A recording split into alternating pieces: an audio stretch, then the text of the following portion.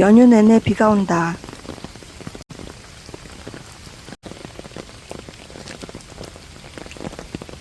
예전에는 추석 전날 시댁 먼저 갔다가 하루 자고 추석 당일에 친정에 내려가 하고 자고 오는 패턴이었는데 작년부터는 그러지 못하고 있다.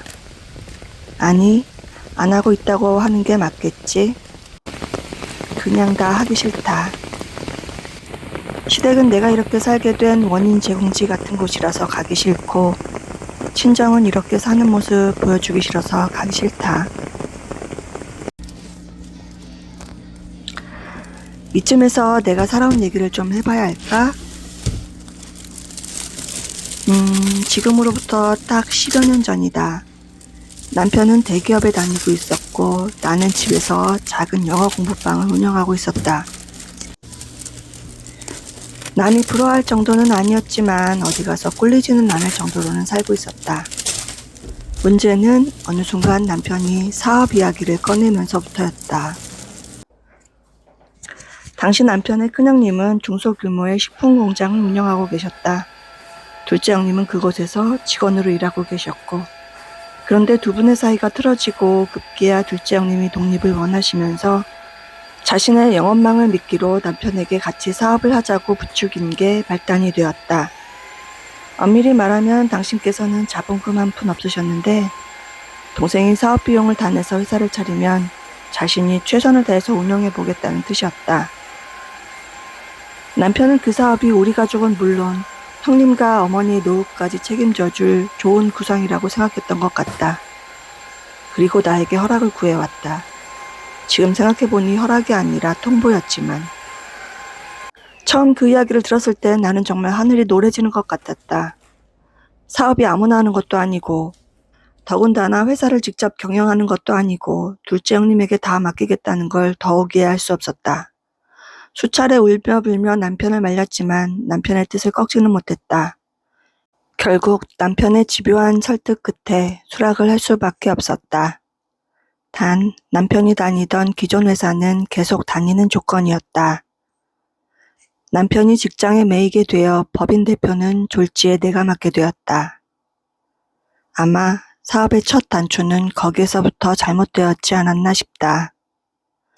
회사 일은 전혀 모르는 사람이 법인 대표에 사업을 주도해야 했던 남편은 자신의 직장 일에 회사의 존망에는 책임이 하나도 없는 아주버님이 공장 전반을 맡게 되는 그야말로 대환장 파티의 시작이었던 셈이다. 이런 회사가 잘 될 리가 없었다. 어찌저찌 공장터는 경매를 받았고 자금이 없어 집을 팔았다. 친정 부모님에게까지 손 벌리고 은행 대출까지 소위 말해 이빠이로 끌어다가 결국 공장을 차렸다. 그 기간이 무려 법인을 세우고서도 2년이 걸렸다. 당시 공장에서 벌어들이는 수입이 단 1원도 없었기 때문에 은행 대출과 세금은 남편이 직장에서 버는 돈으로 감당해야 했다. 어렵게 공장을 열고 제품을 생산하면서부터는 상황이 더 어려워졌다. 둘째 형님이 호언장담했던 영업망은 생각보다 너무 협소했고 회사를 유지하려면 최소 그 2배의 매출은 일어나야 했는데 그게 생각처럼 잘 되지 않았다. 설상가상으로 몇 년 후 코로나까지 덮쳐버렸다. 그나마 그 세월을 버틸 수 있었던 건 부동산이 폭등했기 때문이었다. 부동산이 오른 만큼 대출을 더 받아서 우리는 사업을 유지시키고 있었다. 지금 생각해보면 그때 버티지 말고 팔았어야 했다. 버티다 지친 우리는 4년 전에 땅과 공장을 팔려고 내놓았다. 하지만 이미 늦어버렸다. 부동산 경기가 꺾이고 사회 전반적으로 투자도 없어지는 시점이었다. 가격을 내려도 사려고 하는 사람이 없다.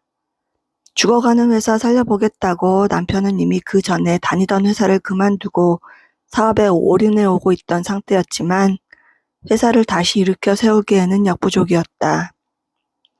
결국은 2년 전부터는 생산 라인까지 완벽히 멈춰 세웠다. 회사는 휴업 상태와 다를 바 없었지만 대출 이자와 각종 세금, 4대 보험 등은 고스란히 갚아나가야 했다. 결국 전세금과 남편 퇴직금까지 모조리 다 쏟아버리고 더 이상 돈 나올 데가 없어지자 남편은 손을 들어버렸다. 은행 이자는 이미 수개월째 못 내고 있는 상태여서 이대로 가면 법적 절차를 밟아야 할 거다.